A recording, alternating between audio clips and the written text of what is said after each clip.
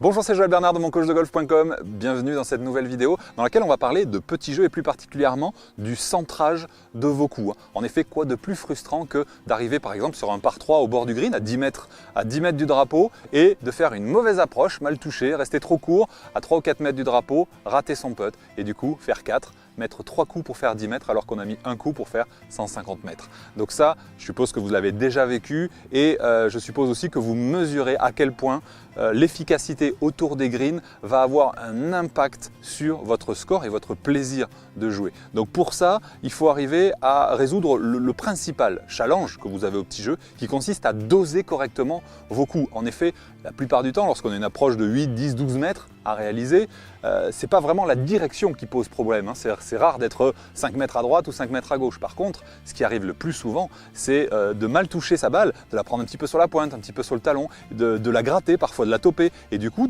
d'avoir du mal à trouver la bonne distance et le bon dosage. Alors bien sûr, le choix du club là-dedans va être important, la bonne technique également, mais déjà, la première clé pour arriver à doser correctement ses coups, je pense que vous serez d'accord avec moi, c'est d'arriver à centrer son impact dans ce qu'on appelle le sweet spot, arriver à centrer vos coups au milieu de la phase de club pour avoir tout le temps la même réaction. Si une fois vous topez, une fois vous grattez, une fois vous tapez sur la pointe, une fois vous tapez sur le talon, c'est impossible d'obtenir la même réponse, la même réaction de balle et donc c'est impossible de doser vos coups. Alors justement, je vais partager avec vous, pour moi, l'un des critères en tout cas, qui va vraiment influencer le plus votre toucher de balle, à savoir l'utilisation du bon moteur, c'est-à-dire ce qui va déplacer votre club vers l'arrière et vers l'avant pour pouvoir jouer votre coup.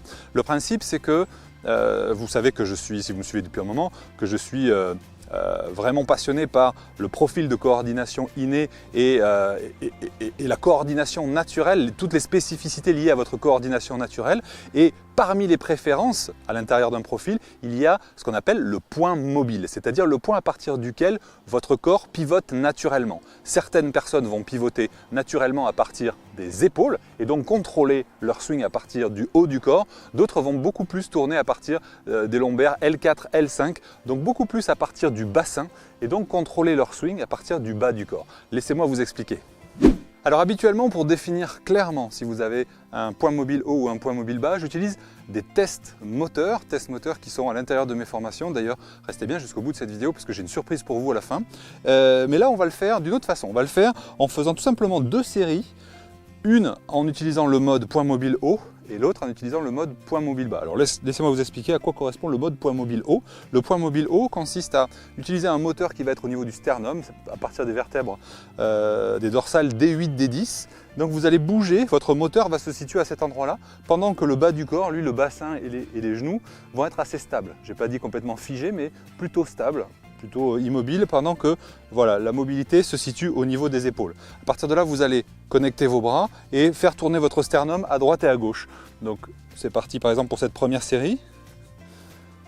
Voilà, bas du corps, vous voyez, assez stable, et la mobilité se situe au niveau du sternum, au niveau de D8, D10. Voilà.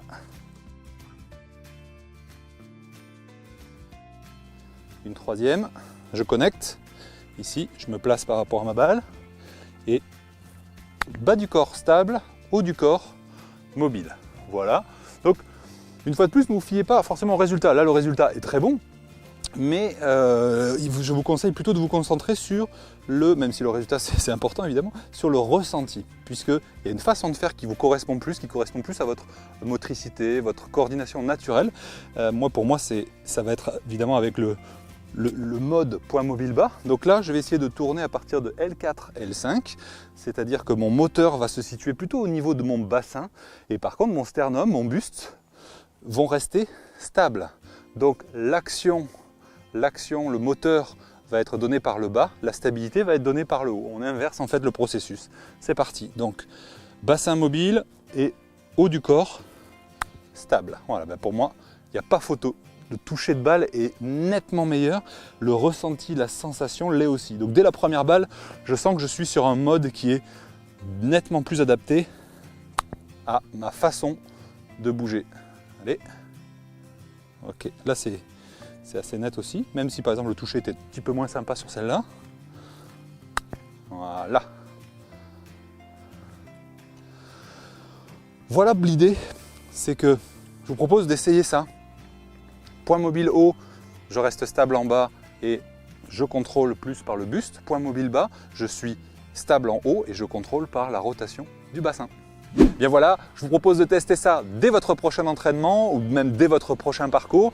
Et en attendant, sachez que j'ai décidé de faire une super promotion de moins 50%. C'est quelque chose que je n'ai pas encore fait et je ne sais pas si je le referai sur la formation Devenez le roi du petit jeu. Cette formation comporte 5 modules dans lesquels en particulier vous allez voir votre profil moteur, découvrir quel est votre point mobile, si vous êtes du style aérien ou terrien. Vous allez voir que les postures vont être très différentes.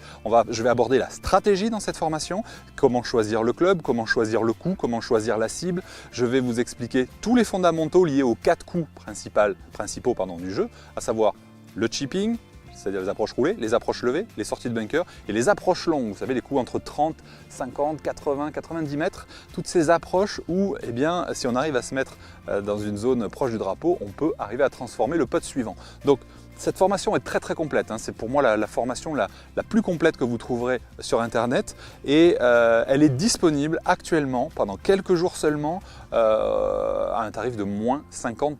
Je ne peux pas faire ça trop longtemps, vous vous doutez bien, c'est l'une des formations qui rencontre le plus de succès chez mon coach de golf, donc profitez-en, il vous suffit de cliquer sur le bouton juste en dessous pour aller voir en quoi elle consiste et pour en profiter tant qu'elle est disponible. Je vous dis à très bientôt puisqu'il y a une autre vidéo qui va suivre encore sur le petit jeu avec une astuce incroyable que j'ai apprise d'un de mes élèves. Et oui, même les coachs apprennent de leurs élèves. Je vous raconte ça dans la prochaine vidéo. À bientôt.